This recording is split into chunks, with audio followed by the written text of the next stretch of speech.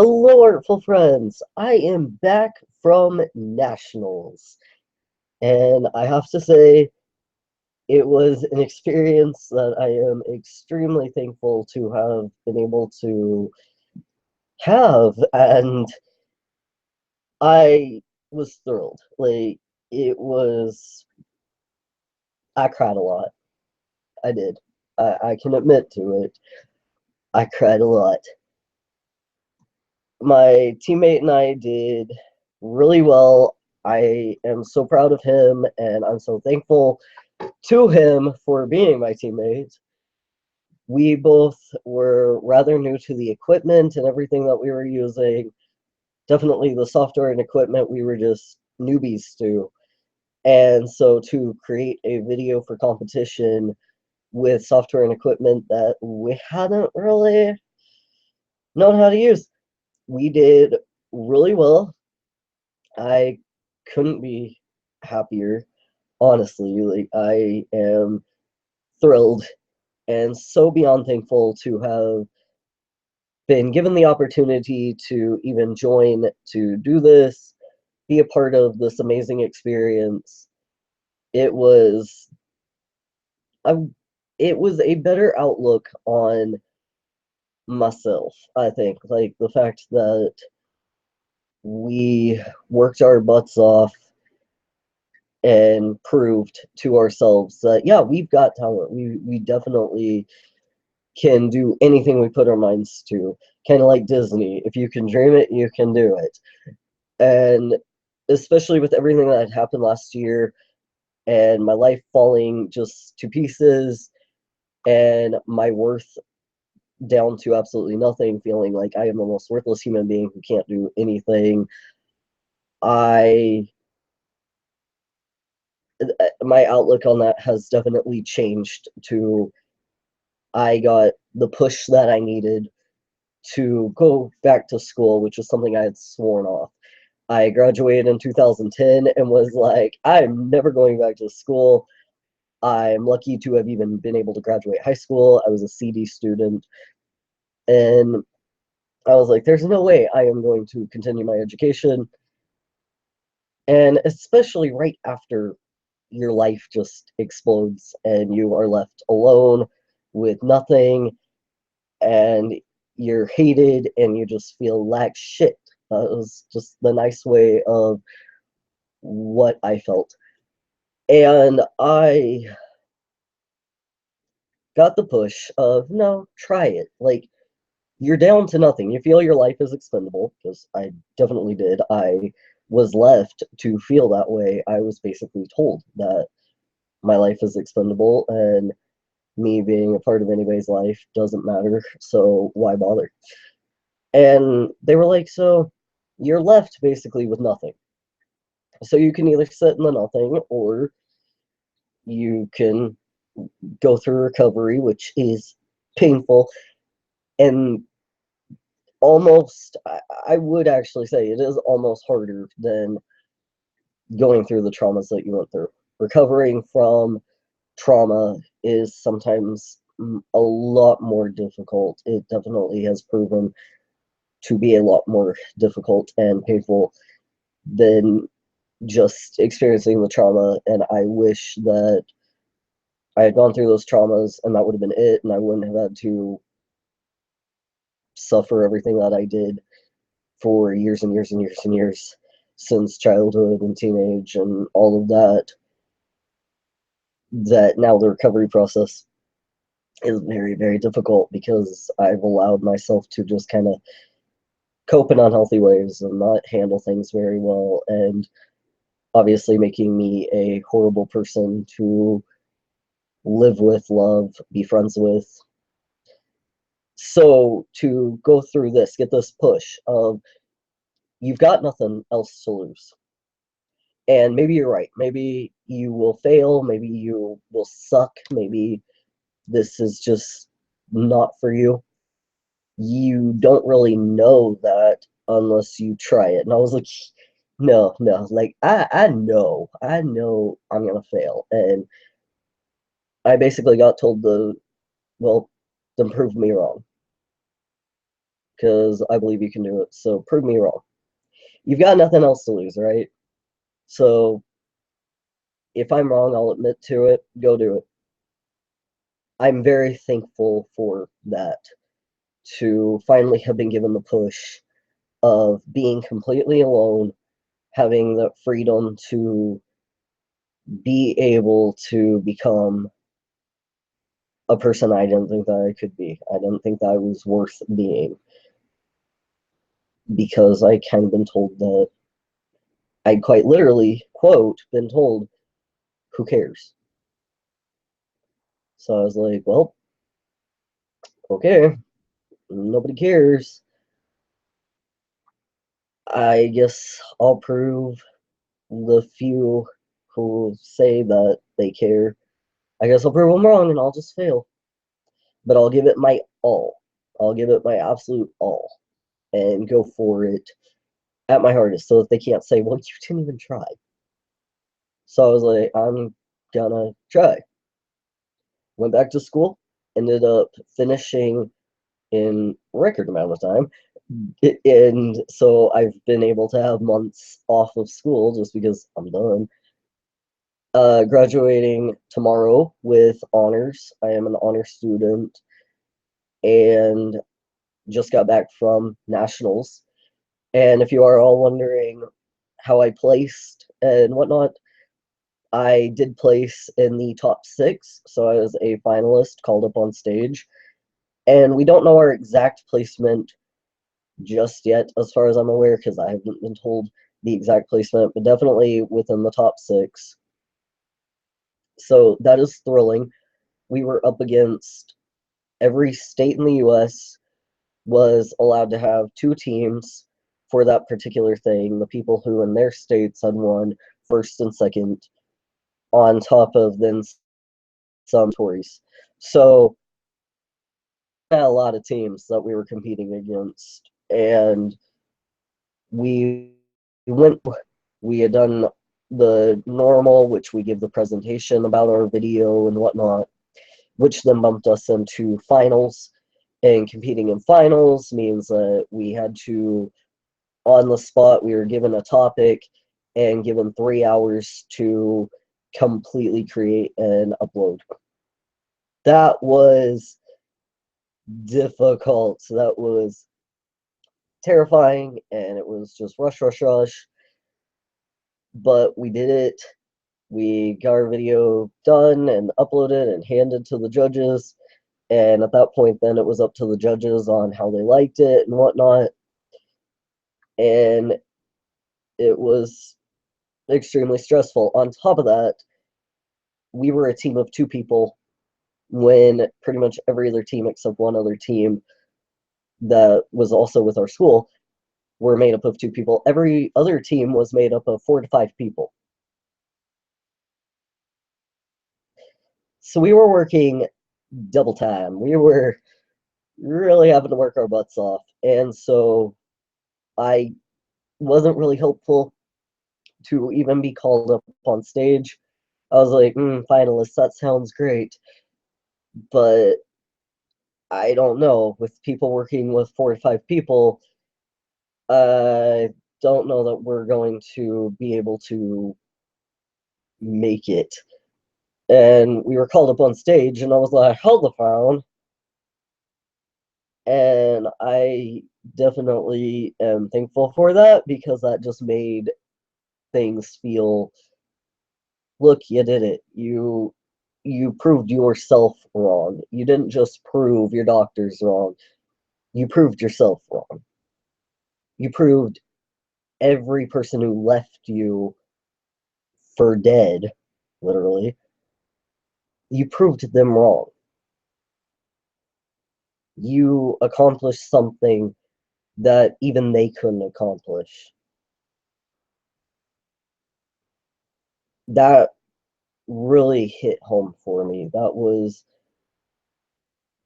very meaningful, and I'm so thankful.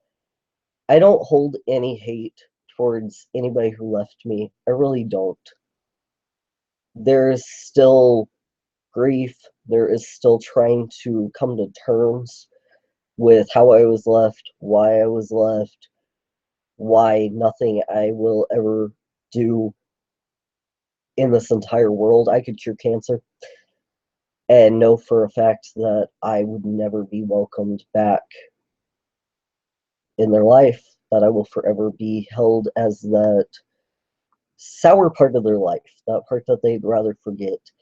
And they never want to open their life back up to me because all they will think of is the sour parts. And coming to terms with stuff like that is very difficult.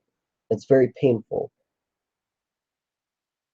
And that is part of recovery. You've got to come to terms with that. I've actually met with now a few recovered alcoholics who have talked about that they were left by people and will never ever a day in their life be welcomed back, even though they've been clean for 20 years. They don't even remember that person anymore that they were, and they feel like they are at such a higher place with themselves, and that they would be so honored to finally be able to show those people that they had hurt in the past, look, look at who I am. They were like, I'd be so honored to be seen as the person I am now, rather than forever always being seen as the person I was.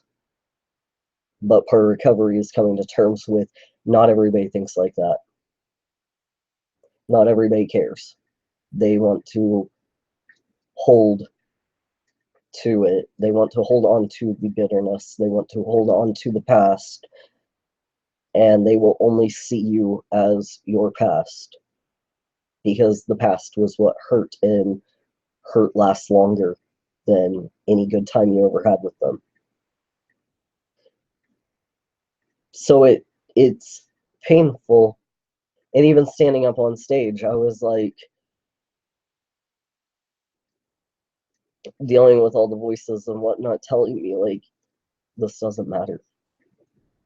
Oh, look at you, you did it. Who cares? This isn't going to bring anybody back. Everybody still is going to hate you. Everybody still is only going to see you as a worthless person. It doesn't matter you worked your butt off. It doesn't matter that you now have a medal around your neck. Who gives a shit? You're still that person from the past. You could still always go right back to that, and I'd be happy to join you, and I'd be happy to make that happen. You don't matter. None of what you did matters. You don't deserve this because you hurt people. And that's what I deal with on a daily basis. So that's always what I've dealt with. I've never won awards, really. I've never been a competitive person. I did fencing for years, and whenever they kept on, my coach was like, you should do competitions, you should do tournaments. And I'm not a competitive person. I was just like, no. And she would tell me, she's like, no, you are really, really good. I think that you would be able to win and everything like that. I would love to be there with you. I'd love to help. I'd love to get you places. And at that point in my life, definitely being a teenager and going through so many medication change and misdiagnoses and constantly being pulled on and off of stuff because of, oh, you're this. Oh, never mind, you are not actually that. This medication is going to kill you if we continue to keep you on it. And that being my pretty much daily life, and then going to fencing and throwing up all the time because of medication and still kicking ass and taking names, I didn't feel worthy of even trying. I just was horrified and felt like that doesn't matter, nothing matters, nobody cares. Yeah, you're my coach, you're supposed to say that. And now I look back and I'm like, oh, little soul, I wish you would have proved the voices wrong. I wish you would have proved them wrong and just done it. And so that's why I, yeah, it's still throughout the entire trip, there was a lot of, you're not worth this, you suck, you should just stop, you don't. There was a lot of bullshit. But I did it anyway, and I'm very proud of myself for doing it. I'm not a very proud person. I feel weird even saying, like, I'm proud of myself because I don't ever want to feel like I'm gloating because I'm not. Like, it took a lot of hard work. It really did. And work always works. And if it doesn't work the first time, practice makes perfect and keep going at it. And so I've been working really hard, and I have on my bathroom mirror. I write a lot of things on mirrors. I write a lot of things just like places where I'll see them, words of encouragement. So I have one that is a quote that is like, if you believe you can or you can't, you're right. So I keep trying to push myself to say more I can, even if I feel like I absolutely cannot. And I go for it anyway because, I mean, if I'm wrong, then it's always a wrong if you don't try. Just like it's always a no if you don't ask. So I definitely am working my butt off to keep going and keep trying. And going to Disney World, getting to win the trip to Disney World, basically. And it was so weird because this was my very first time going to Disney World alone. I was completely by myself at Epcot.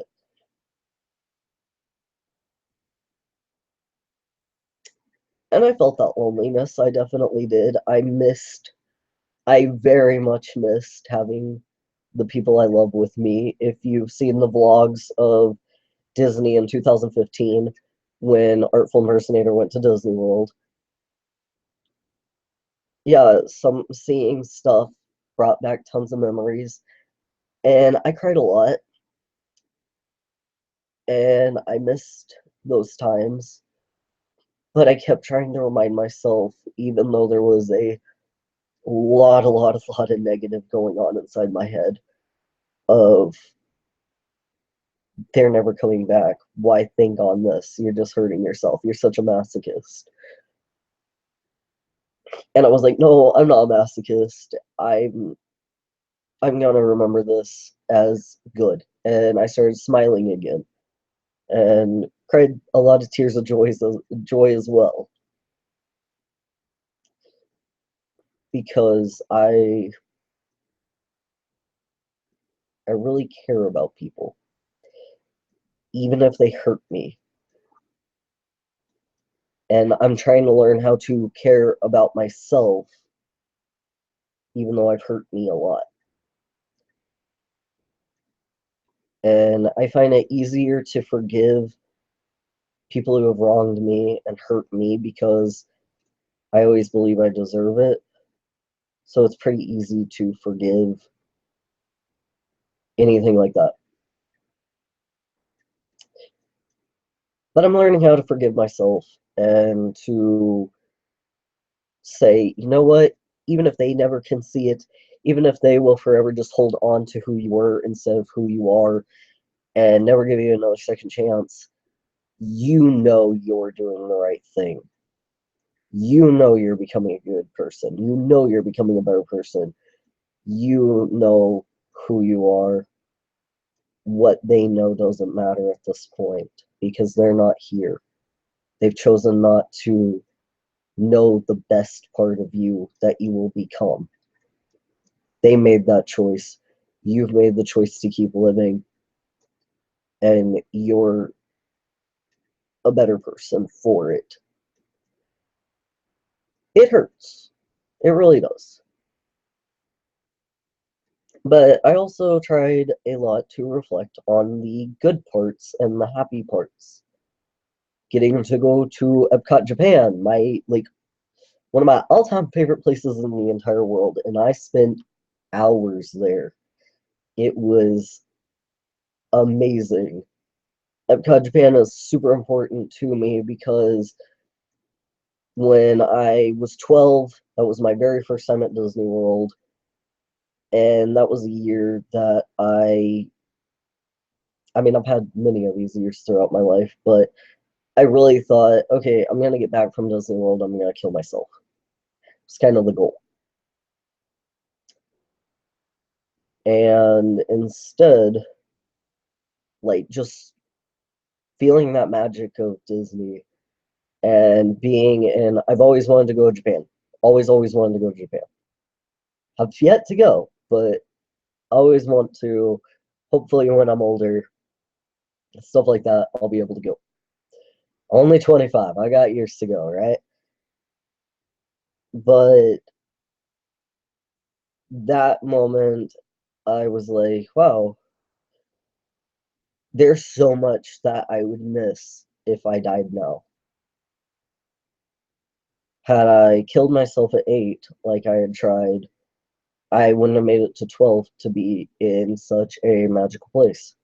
So at 12, I was like, oh, what if I could come back here? And I got to meet Peter Pan, my favorite character, when I was 12. And then I didn't meet Peter this time, but in 2015, whenever we went, I finally got to meet Peter Pan again. And that was, I cried. It's in the vlog, I cried. It was a very special moment because I had grown up. I had made it. I had somehow survived to meet him again. And so this time, like, I cried over a bush, guys. I cried over some fucking shrubbery. I feel stupid saying it. I felt stupid in the moment. At Epcot, I knew I wasn't going to be able to meet Peter because he's not in Epcot. But I was going around the World Showcase, and in London, I look up at one of the buildings, and there is one of these sculptures made out of shrubbery of Peter Pan on top of the building. That right there, like, my emotions just went blah, and I sobbed. And then I had to keep, like, I saw people were staring, and, like, what is this 12-year-old doing by themselves crying? Um, and so I was like, I'm crying over shrubbery. You need to get yourself together. We need to stop. But I think it was because it was such a magical moment of Peter Pan's a symbol of, like, childhood and innocence and stuff like that. And for me, I need that really badly because of what happened in my childhood. I need that reminder that childhood can be innocent and can be, like, preserved as just innocent. Even if your childhood was anything but innocent, it can be held on to. Innocence can be held on to, and childhood is precious. And so I cried over shrubbery. I cried over a bush. But I also in 2015 had the weirdest. Disney has these magic moments where they, like, will do special, really, like, highlighted special things for people just throughout the park, normally just kids and whatnot. But I had a magic moment that didn't even include Disney. I just happened to be at Disney in 2015. Um, I was still grieving the loss of my Japanese teacher. He had died a few years before, but I was still obviously, like, it was still fresh, it was still upsetting. And I had remembered, like, there was one year that we had gone to Disney, and I was still his student, and I had told him all about Epcot Japan and, like, how happy I was and how amazing it was and everything like that. And he was so happy about it, and he thought it was so cool that I had even been trying to speak Japanese to the workers there at Epcot Japan and use my skills, and how I was so happy that I was actually understanding them and stuff like that, and we just talked about it, and it was this amazing thing. Well, whenever he passed away, I was grieving still and whatnot, and so we went to Epcot, Japan, and it kind of was hitting me like I won't, I won't be able to tell him about this. Like I, he's not here, so I won't be able to tell him about this experience. I can't text him a picture. I can't share my joy because he had lived in Japan for so many years. He Japan was a very, very, very special place for him. Even at his funeral, he like so much of it was about just his life in Japan and how much he loved the people of Japan and how it was an incredible place for him and how many, even though he was in Oklahoma, the funeral was in Oklahoma, how many people from Japan had sent in their letters and had sent their well wishes and their grief and everything like that to Oklahoma because that man had touched their lives in so many great ways. And in 2015, whenever I was in Japan, he had subscribed me to a newsletter that was just like teaching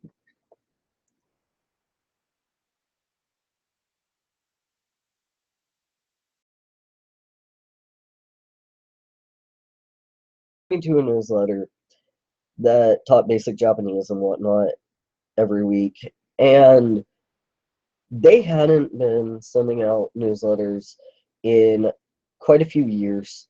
They kind of like shut down and they had stopped. And that's fine. Like they were a small little email chain or whatever. And so I hadn't even thought of that newsletter in a long time because they had like said that they were just kind of like, man, we're not sending newsletters anymore. Okay. Well, in 2015, I was going through my email while we were in Epcot, Japan, and I was just thinking really hard on like he's not here and I won't be able to tell him about it and stuff like that. And I got an email from that newsletter, and I was like, no. And the worst, like, or not the worst, but like the thing that made it hurt the worst was it was how to say I love you in Japanese.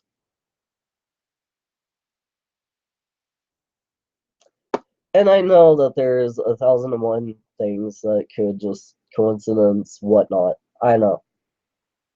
I know. I'm a very logical person. But then I never received an email from him ever again. And that just it made me feel like he knows, even if it's not like through that or anything like that, had nothing to do with it. But it made me think like he knows that I'm here. He's happy I'm here, and I I can enjoy my time here and whatnot, and this grief doesn't have to be as painful. So then, even like at this trip, I didn't receive any newsletters and I didn't have any signs or anything like that. But I was like, I'm gonna take all these pictures and I'm gonna honor this man because he really changed my life and my outlook on life because he's one of the all-time fucking strongest people I've ever met in my entire life. And smiling, not ashamed to ask why, not ashamed to be emotional, not ashamed to be human, but also having absolutely nothing, having no one. This man, a really freaking good guy, a really, really, really amazing, very strong, very caring. All he ever did, even whenever he was at one of his all-time sickest, he was homeless. His life was crap. he decided, I still want to help people. That's what I want to do. The only money he was really making, because he had been fired from his job for being so sick and whatnot. So the only way he was making money was through me taking his Japanese classes, because I was a homeschool student. And he was homeless, and he was still like, I want to help people. That's who I am. That's even why I went to Japan. I want to help people. And so he started working at a halfway house for convicts, former convicts, and it's a halfway house. And he would do circle counseling, like group counseling and whatnot. And because he did that, like, they worked out a deal with him that, hey, we really like what you're doing, and we found out through the grapevine that you're actually homeless, and would you like that, even though you're not an ex-convict or anything like that, we'll give you a free place to stay if you will continue to do these group counseling. A really good guy. A really, really good guy.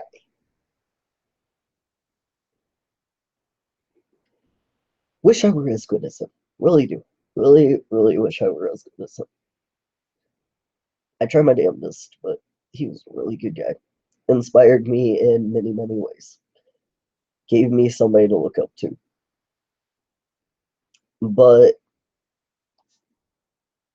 there's a lot behind just Disney. It's not the corporation. It's not the empire of Disney or anything like that that matters to me. It is just the moments it has given me in my life that have helped me to regain some innocence that I didn't have, and still to this day feel like I need more of. The innocence I feel was taken from me, I kind of gained back through going to places like Disney and just kind of taking a moment to not have to deal with the pain that is living for me. It is a magical place. But I was super thrilled to have been able to go. I was also just constantly holding my camera and thanking it and thanking the world that I even had it, because taking pictures is so important to me. It's been one of the most important things for me. And so I was so thankful, and I kept on holding it, just being like, I have never been so thankful to own something. Like, this means the world to me. I have freedom of expression through this. I am so thankful that I have this. And so I was taking pictures, and I got some really cool shots. I've never done fireworks shots before. And so taking fireworks shots is actually really difficult, because you gotta stay really still and you have to keep your shutter open a long time. And so even the slightest breeze pumping your camera can screw up your picture. And I didn't have a tripod with me or anything like that, so I used the chain link fence of Japan to set my camera on and pray that nothing would bump it. And I was so proud of the shots that I got, and I was like, wow, I'm new to this, and yet look what I did. I'm excited, I'm happy. And I really love all of that. It was insane. It was great. And I did share the pictures in the newsletter, the Artful Impersonator newsletter. And if you sign up, like if you subscribe even like tomorrow or throughout this week, you'll be able to get this week's newsletter, which has those pictures of it. Sorry, I'm super like sick and also choked up. Uh, but if you want to subscribe to the newsletter, then donate even $1, any amount, I don't care. if you'll just click on our Tumblr, which there's a link down below to the Tumblr, and then there's a little donate button. That'll get you signed up for our newsletters. And I am not sure what that. I saw a question that I actually did not understand what you meant. Let me try to go back up. Asked, are you a part of the CGL and CGLRE? I understand if you don't feel comfortable answering. I have no idea what that is an acronym for. I am sorry. I I don't speak acronyms. Like there's nothing wrong with them. I just like I don't know what all of them stand for by any means. I didn't learn what shaking my head meant for a long time, so I just thought people were giving weird button pushers, whatever. Caregiver slash little.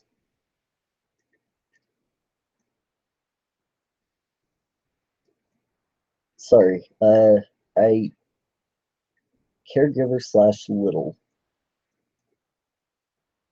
Are you meaning in the BDSM community or are you meaning something else? Sorry, I'm getting really confused.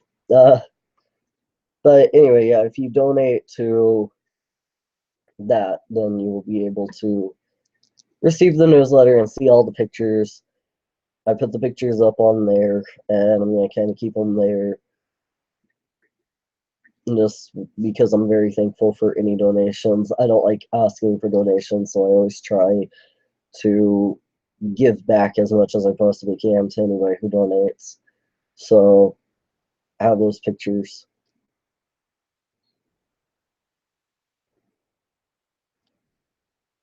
I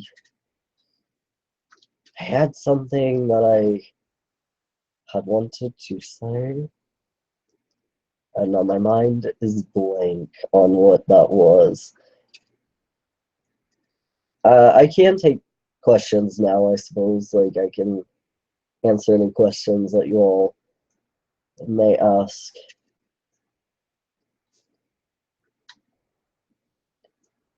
Today's the last day of posting collab video entries, right? Do we have to email if we post it?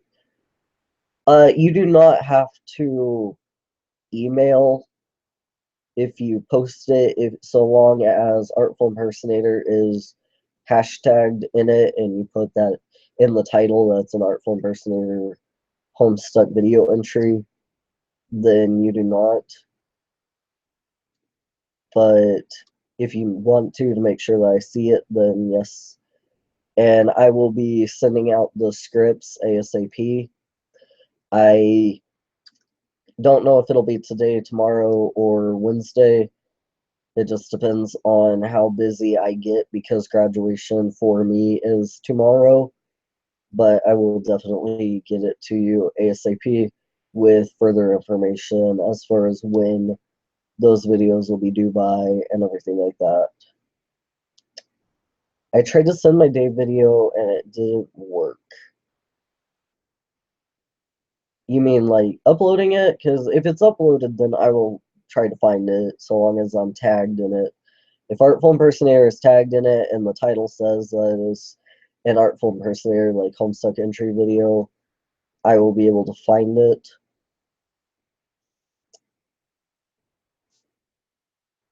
What is your best cosplay advice for a nervous being such as myself?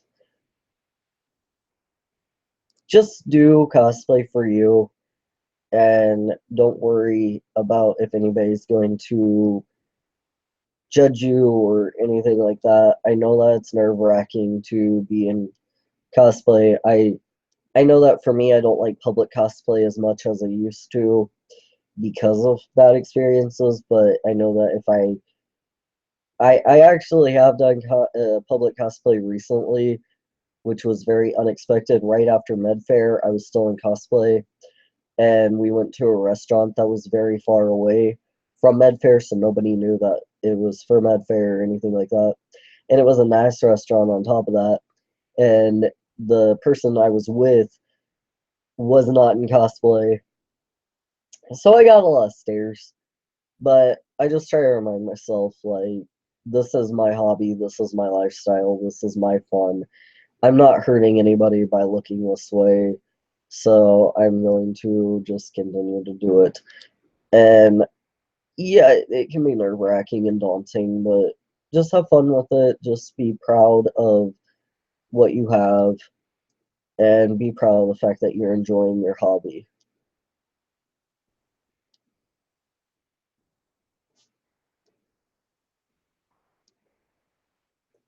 I get bullied a lot. How can I stop this from stopping?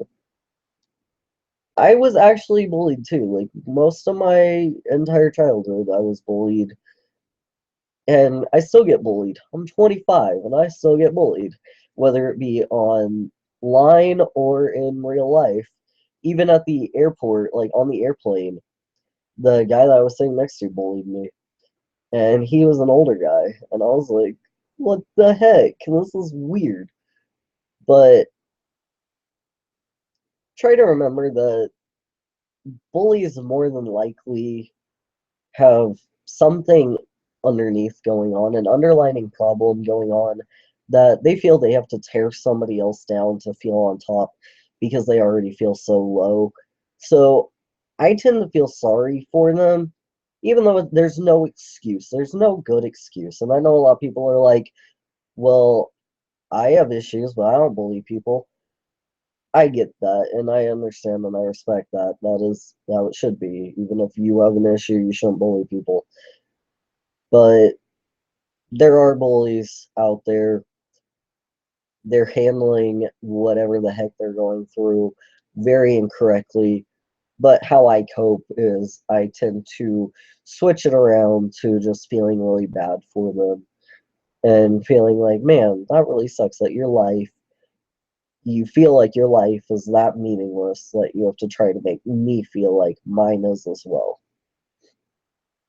Especially when it comes to things like my height. Yeah, there's no excuse. If they're, especially that guy was super tall. And I was like, man, maybe he's been bullied for being super tall. Maybe he's heard how's the weather up there one too many times. Stuff like that. So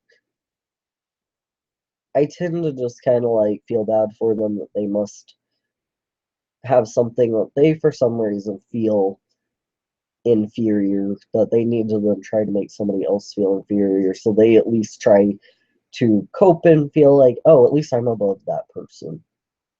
Not true. It actually pushes them even further down the line, but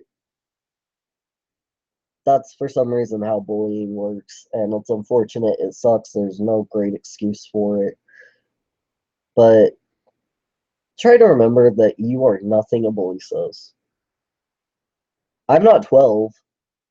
I I even had during nationals, and I was about to go in. I was preparing my speech. Well, I was memorizing my speech by writing it down a whole lot. That's kind of how I memorize. So I was writing it down a whole lot and trying to say it to myself while I was writing it down. And this old lady comes up to me and she was like, "Oh, are you writing a book?" And I was like, "No, I'm preparing for my speech." And she was like, "Oh, so what high school do you go to?" And I was like, "Oh, I'm not in high school." And she was like, "Oh, that's weird. I didn't know they let middle schoolers do this." And she was even saying it with a laughing voice. And I was like, I don't want to have to like tell her I'm 25, but I was like, oh my god, you think I'm in middle school? I'm in the suit. I was feeling good about myself, and you just crushed everything. Ah, not really, she didn't crush everything, but it was awkward to say the least. So I got up. Thankfully, my teammate showed up, saved my life because I was like, how do I get out of this situation? And he was like, hey, like, hurry up. And I was like, thank you, bless.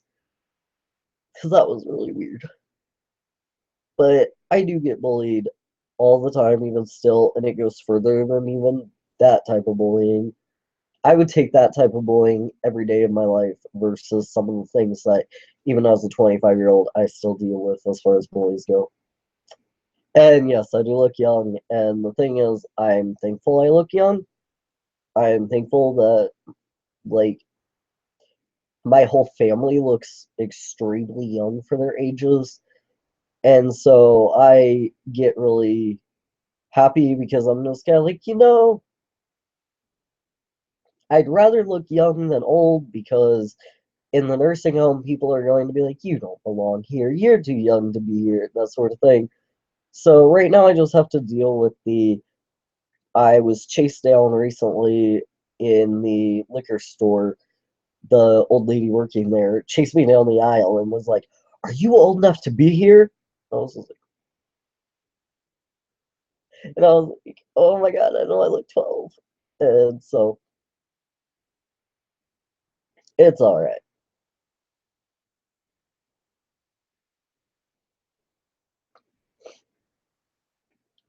But, well, I'm short as fuck too. So I have no height on me.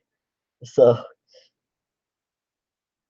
you live and you just accept that for some reason people think that you have to be tall, you have to look a specific way to be a certain age because you don't. Nothing, age doesn't truly matter once you're an adult. Like, I get whenever you're a teenager, you think, oh, to be an adult, like, age matters a whole lot. Or they'll be like, it doesn't matter, I'm 12, I'm an adult. Like, age is just a number. Um, I don't fully believe that, just being an adult, knowing, like, I, even, like, during nationals, knowing, like, I'm an adult, so I am not allowed in a hotel room of any of the minors. That's fine, I don't want to be anyway. But just kind of like those, you're an adult and you realize like age does matter, even though like some of the high schoolers and whatnot were 17, almost 18. There's still that boundary of no, you're an adult, they're still a minor, you need to like respect that and whatnot. And I do, uh because I think whenever you're a kid, you're so excited to grow up, or you hope that life will be different whenever you grow up. And in reality,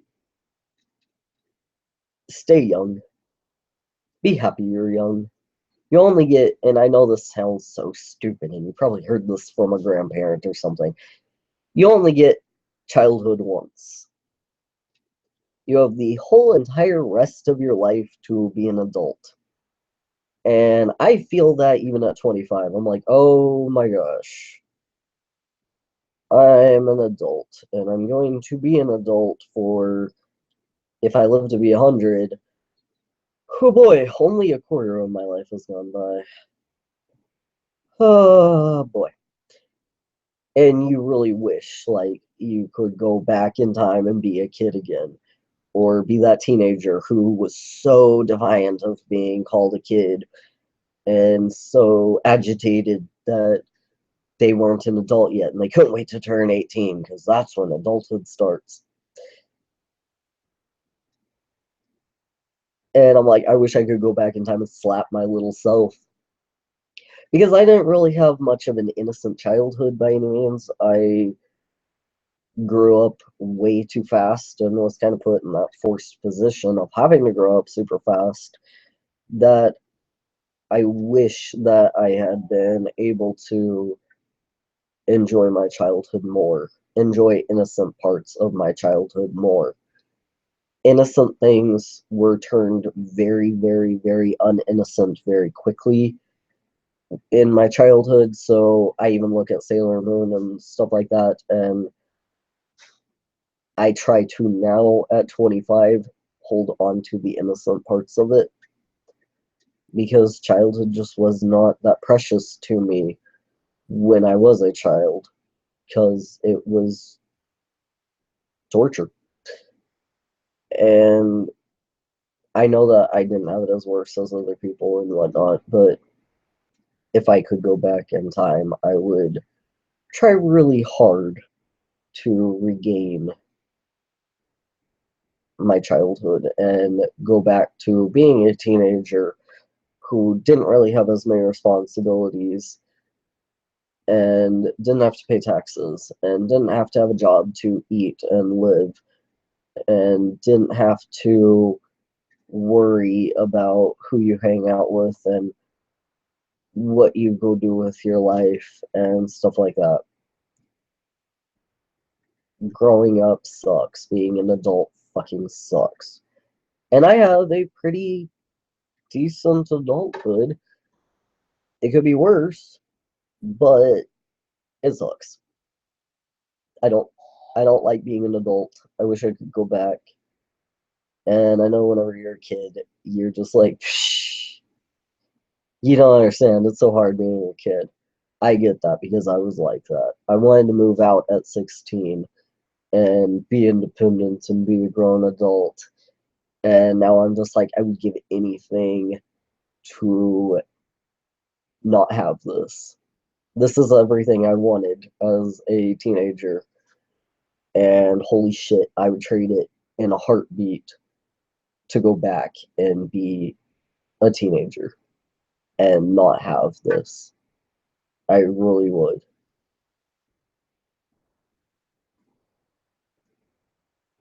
I will literally live off of a box of pizza. Sounds great in theory until, like, in my situation right now, only having yogurt to eat. I have some yogurt that I have to make last for whenever the heck I can get more money in. Because I bought a new car because my car broke down, and so I had to buy a new car, and so I'll be paying that off for the rest of my entire life. And having rent and having electric and having cable. If I didn't have cable, I couldn't talk to you all. So, like, I know it's not a necessary thing, but it's one of those of I like talking to y'all. I don't have other people really in my life, so I like talking to y'all. And yeah, having yogurt. I seriously thought like I could do it as a teenager. I was like, oh, that'll be fine. I don't care. It'd be better than this bullshit and blah blah blah.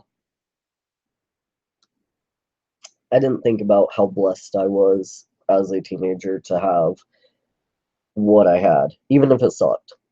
It did suck. That's why I wanted to move out. That's why I wanted to like be my own person, be an adult. I'd live with no car and I'd just walk everywhere and it'd be better than the hellhole I was dealing with and blah blah blah. Only now to be 25 and be like, oh my god, that hellhole is paradise. Take me back to that. That is better than what I'm dealing with. This was the dream I had had. I'm gonna live in my own apartment. I'm gonna be my own person. I'm gonna have as many pets as I want. I'm gonna hang out with whoever I want. I can stay up as late as I want and have no curfew and blah blah blah. I can drink. I can do this, that, and the other. It'll be great.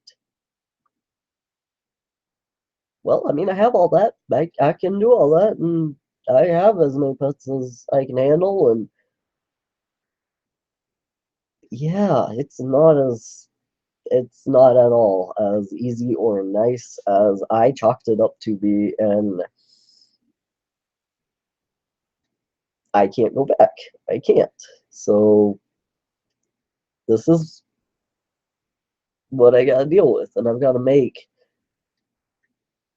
turn this manure into a nice crop and harvest it, and I just hope that I don't reap the seeds of disaster and stuff like that.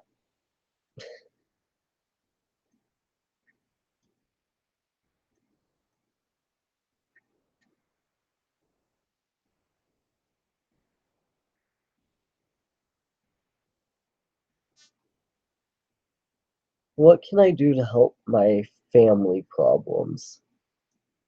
I don't know your family problems, so I I can't really help with that too much. 25 is the time when you start contemplating life badly. I mean, kind of like 25, kind of your brain is fully developed now at 25, because like your brain doesn't fully develop until you're in your early 20s. Not 21, but like 23, 24, 25, 26. And from what I've been told, like this is where I'm at. Meh. I've got other issues to work with, like mental disorders and everything like that to deal with. Nothing too bad. Like they call it a mental disorder, and I'm just like, let's not call it that. Like just because like I grew up, like my life was surrounded by helping people with mental disorders and whatnot. So for me to be told that I have a mental disorder, I'm just kind of like, yeah, no, because it could always be much worse. Like I am a very high functioning person, and I'm very thankful for that, and I feel blessed for that.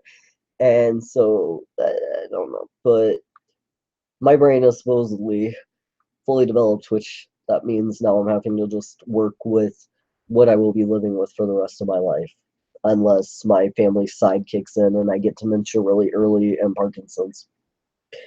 But for right now, this is what I'm working with. And yeah, it's insanity. My mom is taking my dad to court because I didn't want to see her. What can I do? Oh, okay, so a divorce situation. Those suck. Those really, really suck. I have not personally been in where, with my family, I haven't been in that situation, but growing up living with cousins and my god siblings, like I call them my god siblings, like my second family, them doing that where you gotta take care of you by court orders and whatnot, you've got to spend this amount of time and this amount of time with so and so and this amount of time with so and so. And if you don't want to see them, then for the parent to comply and say like, oh, you're an independent person, you have a right to say I don't want to spend time with so and so. But then the court is like, no, no, no, you have to because that's not fair to so and so. Huge mess. From everything that I have learned from cousins and second family and stuff like that, dealing with divorce and not wanting to be around one parent, is that if you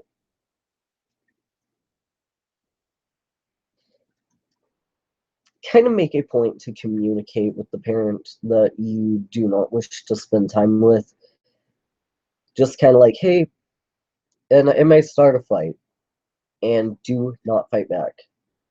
Just in as grown up as possible, like mature wise. Like, I don't even want to say grown up because anybody can be mature. Any age can be very, very mature.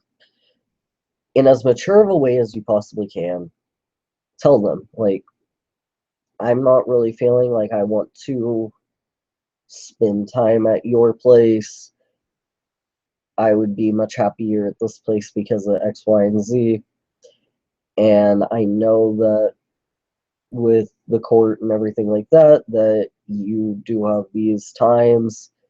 How can we work out a way to make it fair for everyone, including me? Because I'm being pulled and pushed to different households, and even though it may be fair to you to see me because you want to see me, and I understand that, I recognize that, but how do we make this fair for me? Because I am the only one in this situation being tugged and pulled out of different lives, lifestyles, homes, situations. I'm the only one suffering and dealing with that. How can I make this fair on you as well? But how do we really make this fair for me? that you get your way of having me because I understand you want to see me, you care about me and everything, because they do. But how do we make this fair so that I'm not constantly being tugged and pulled? And maybe by coming at it with that mature of a situation and that mature way of thinking of, listen, I know my place. You're not having to go live with dad. Dad's not having to go live with you. I'm the one in the middle of this being tugged and ripped from my life every week. Like, I get comfortable only to be snatched up and tossed to, now I gotta settle in here. But the second I settle, how do we make this fair for me? How do we make this comfortable for me? Because this isn't working. And hopefully they'll be able to come up with something. And I'm sorry that she's taking it to that extent by taking it to court, but hopefully things will work out fine. I'm sorry. Adult life freaking sucks, and adults can be some of the most selfish thinking people when it comes to their child. They almost treat them like property in situations like divorce. And that sucks because you're not property. You're an adult, or you're not an adult, but you are a person. You are your own individual person with your own thoughts, your own emotions. And I don't like whenever somebody is treated like just a possession of two people wanting equal parts of. It's just awful, and I'm sorry that you're going through that. I really am. Hopefully they can get you fixed up nicely so that you're more comfortable.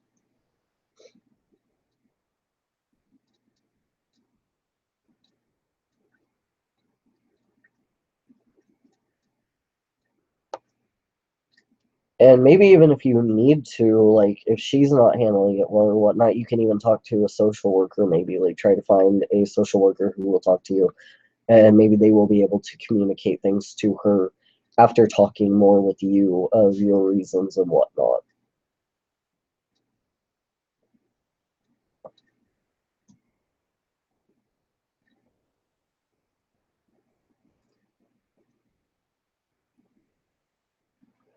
Um, are there any other questions or comments? I know that a lot of people have been doing finals, and I wish you all a lot of luck on the finals. And if you are graduating or if you're just like on summer break, I'm very, very happy you made it. You made it through another year.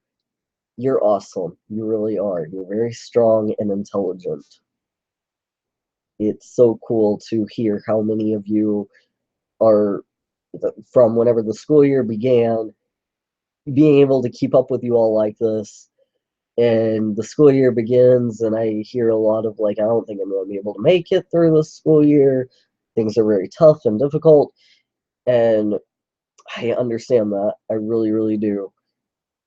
It sucks. It really sucks to be, especially in high school and whatnot. It freaking sucks. But then, too, now it's getting the end of school year, and here now many of you are like, I'm done with school, summer break. And I'm like, you were the person who said, like, I'm not going to be able to make it through this year. You did it. I am so, so proud for you. You found strength. You really did. And that's awesome. You did it. You are awesome. That is the coolest thing in the entire world. Do you plan on bringing back your Yuri Ayato cosplay back? Um, yes. If he is enjoyed that much, yes. Uh, I don't know what I would have him do necessarily, so if you want to give me some ideas, like, on Tumblr of what you all would like to see from him, because he's kind of that weird character that I love him to pieces, but him not having a person to play off of makes it a little difficult for me to know what I should have him do, because he does not speak English really well, like, or he doesn't speak any language really well. He's a Japanese character, and he mostly speaks in oh, what are they called? Just sound effects, basically. Like, he'll say like ding ding dong and stuff like that. And so whenever I was cosplaying him for Easter, I was like, do I want him to just make those sounds, or should I at least give him some English for my English audience to understand, but make it kind of difficult to understand and also not really proper or anything like that? Just a mess. And so I did that, but I just don't really know what to do for him. I love him and I love cosplaying him. I love his character, but I'll need some ideas on what to do to bring him back.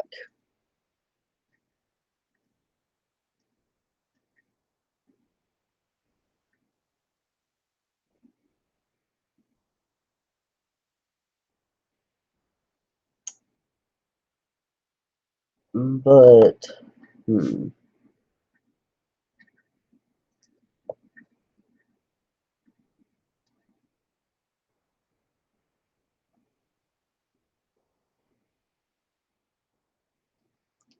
So I am not seeing really any other questions or anything like that.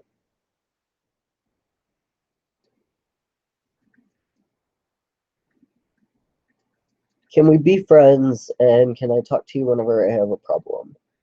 We are friends. You are my artful friend very much, and my Tumblr is always open. My Tumblr inbox is always open for anybody to send me anything that they want. I try to answer as much as I can and whatnot. Like, I try to answer as soon as possible, and ask questions as I get or whatnot, as much as I possibly can. Please do remember I'm only one human, and I'm also not a trained psychologist or anything like that, so I can only give friendly advice. That is as good as I can give, is just friendly advice from somebody who has lived 25 years. That's all I can give. Are you planning on making more Matuna videos? I want to make more Matuna videos, definitely. Like, I would love to do Matuna more and more. I will just have to find some more things for that little hooligan to do. I was wondering about the cosplay collab. What happens if someone has submitted a video and they decided they can't do it later on? Then you just will not send me anything to...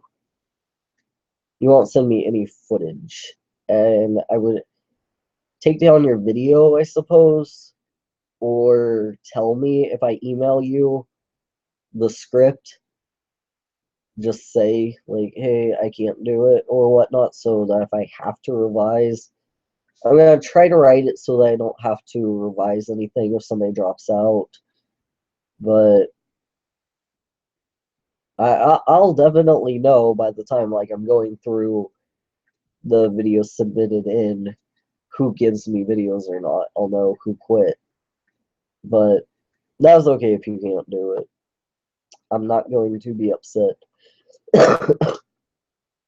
But take down your entry video, or just email me saying, hey, I made an entry video, but scratch that I can't do it. I have a huge piano thing going on, and I have to play in front of 200 plus videos. And I have, or 200 plus people. And I have really very bad anxiety. Do you have any tips on how to stop me from breaking down? I really want to do this. Yes, actually, I just did my presentation, and that was really scary. And on top of that, the day of my presentation, the morning of, it was pretty early in the morning, I had absolutely no voice. My throat had closed up. I was super sick, and my throat had completely closed up, and my nose was completely stopped. And I was already really anxious and nervous to do it. I also suffer from anxiety and stuff like that. And I'd like to know this live actually helped me through an anxiety attack. Um, yeah, basically just like taking some time to remember that the people there who you are performing in front of or whatever you're doing, like you are doing the piano, try to focus on what you're doing. Like, forget the people. I know that's easier said than done. I really do. Focus on the piano, focus on your sheet music. Remember, since I know you'll think about the people, because obviously it's easier said than done to forget about the people. Remember that they are cheering for you. They're there for you to do well. They're hoping you'll do well. They're there not to be like, I'm going to sit here and critique everything they do. Even the judges. Whenever I got up to do my performance and my nose was dripping the entire time, performance, my speech, whatever, the presentation. I always keep calling it performance. I'm like, it wasn't an interpretive dance. It was, we were giving a speech. We were giving a presentation. But my nose was dripping the whole time, and my anxiety was really bad because I was like, I can't speak. I'm all choked up. But I did it, and I kept just remembering, like, they're human too. Humans understand other humans make mistakes. If they don't, then something's wrong with them. And that is not your fault. But just know, like, they're there to hear what you can do because they can't do it themselves. You got a lot of power in you. You've got a skill. You've got a talent. That's why people are there. And they're excited and thrilled. And even if you mess up, I'm not saying you will, but even if you do, keep rolling with it, keep going, pretend you didn't make the mistake, forget you made the mistake, in the moment, whatever, just keep going. Because you're doing something like piano, I can't do, most people can't do. Most of the world cannot play piano. Those who can are very, very talented and amazing. So even if you mess up, that's one mess up out of people who have never even tried, which is a mess up in and of itself. I've never tried, so that's a mess up in and of itself. I've never tried.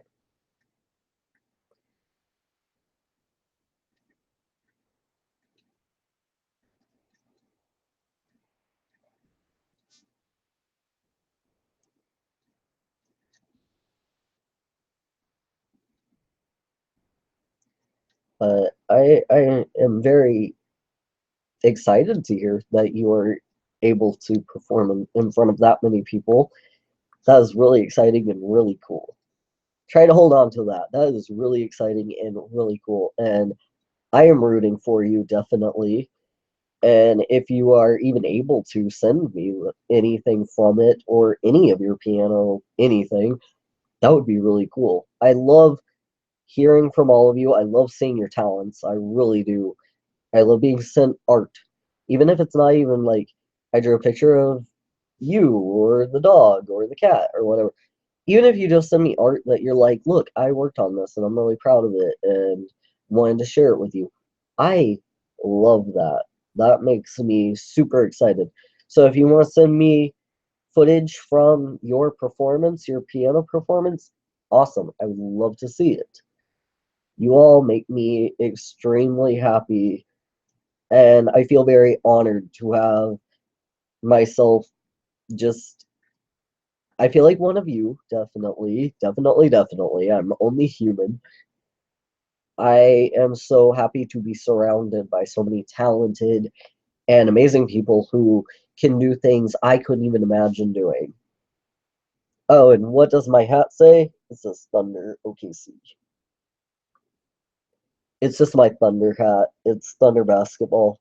My team. I love it.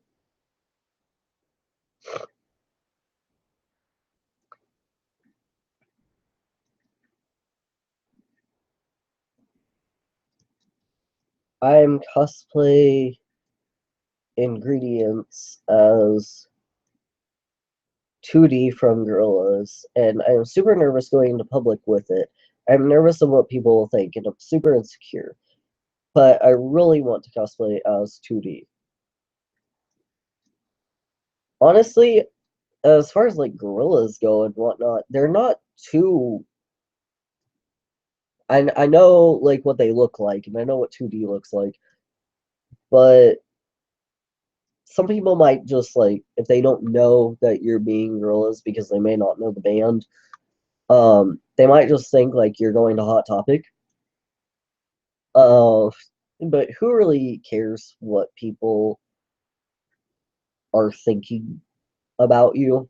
And if somebody stops you and questions you or anything like that, just remember like that's on them. Their thoughts are on them, and they don't at all have to actually be on you, even if they're directed towards you. But also going to cons, that is a great place to cosplay because people at cons are expecting cosplay, so you're not going to be that odd one out, like out in public where you're dressed a little bit differently and all eyes suddenly become on you. So I would recommend going to cons if you have not already been to a con. They are a wonderful place to get started cosplaying in public. Are you able to do your Matuna voice without prep? I know unique voices like that take a lot of practice. Can you do it on command? I used to be able to do it on command super well and stuff. It definitely did actually damage my vocal cords. And so that is why he is a lot more difficult for me to do and pull off. And right now I'm definitely super sick, so I'm fighting a cold that I've been fighting while at Disney. So I definitely wouldn't be able to do them right now with my nose all stuffed up and my throat closing up. But I used to be able to do it on command. I still just try to do it on command without a lot of prep. I will practice a few sentences beforehand before I turn on the camera. Like even his live stream, I did a few practice words before just so that I could get past the awkward parts of trying to get the hitches out of my voice. But a lot of my characters I just do on command. But yeah, Matuna is a rather difficult one and did actually do some damage. I didn't realize that by doing a voice like that, that I could actually damage my vocal cords. I just thought, well, I'm actually able to do it, and it's not like I am shouting the entire time or anything doing this voice. Sorry, I'm super sick and I just spat. But yeah, I didn't realize you could tear up your voice doing that. I should have guessed, but I also thought, like, live and let live. I'm gonna do it anyway. That's the wrong saying. Think I meant YOLO, but you already know I'm old, so I probably shouldn't do the YOLO bit. I still use XD as my laughing face because I started out on the internet on Gaia Online, and Gaia Online, everybody used XD as your laughing face. And it kind of became a habit, and it kind of just became part of how I type. And it is awful, and I get made fun of a lot for still using it, and now the word is cringy. So everybody's like, "Oh, you use XD, that's cringy," and I'm like, "I'm so sorry, I'm old. Oh, back in my day, it was popular. Back in my day, it wasn't cringy." Have you ever considered joining your college speech and debate team? I feel like you would be good at it. I actually am not in college, so like they have a program for uh inspirational speaking or motivational speaking. And I've thought about joining that because I go to a VOTEC. So VOTECs are basically, they really harsh, get you all the skill sets that you possibly need from whatever chapter you are wanting to learn. And then you get certified and they promise you a job out the door and like before you leave the door and stuff like that. The only thing about like the one that I am taking currently, they are more than likely having to cut the program because in my state, at least, there are not really any more jobs for it. They're far and few between, and if you have it, then you really hold on to it. So I didn't want to like take any jobs from my other classmates. So I wasn't like hard looking for a job. I just really badly wanted to learn the skill sets, but also just gain something, improve stuff to myself that I could go back to school and do it. But I have thought about doing a motivational speaking course with them because that is something that I am passionate about, and getting jobs through that would be pretty cool. Are you planning on making a Solix video? I would love to actually do a Solix video. That one would probably be a collab video that I will probably be doing once I do another one. So right now I'm doing Humans from Homestuck collab video, but then I will probably do a troll collab video, so I might be Solix in that. That would be pretty cool.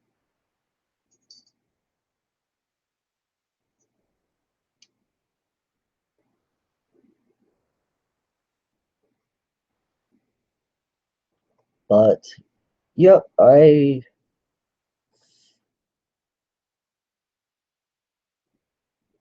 this thing is okay. Like I have developed a lisp recently because I tore up the very roof of my mouth, and that has been pretty like devastating to me, I guess, because I was like, oh god, and it's still torn out, but at least it doesn't have the ginormous crater in front of my front teeth. That's why my front teeth started gapping, was because the whole top of my mouth completely got destroyed.